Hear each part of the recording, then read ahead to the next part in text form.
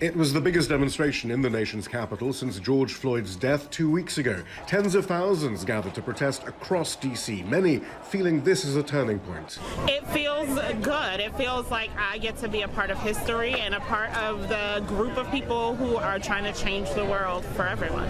Unlike previous protests that have followed incidents of police brutality, it was clear this wasn't just about registering horror and anger, but about practical solutions. People understand now. It's not enough to be angry. You have to vote.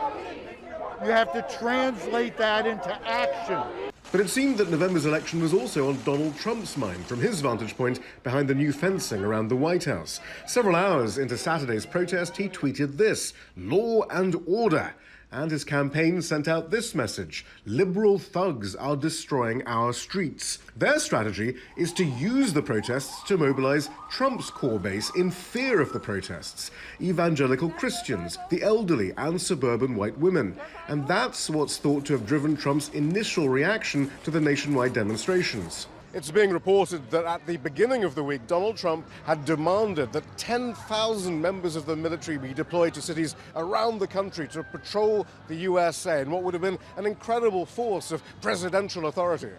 The Trump campaign strategy is clear then, but what about those demanding change? DC's mayor is receiving plaudits for painting Black Lives Matter in front of the White House. But the group Black Lives Matter DC tweeted that the mural was a performative distraction. They say their struggle is with the mayor, who controls the police budget and whom they accuse of gutting social programs to militarize police officers while shielding them from transparency and prosecution for violence.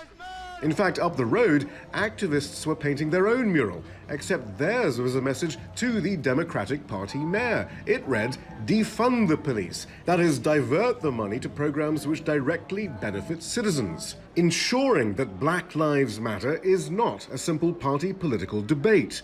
Shia Britansi, Al Jazeera, Washington.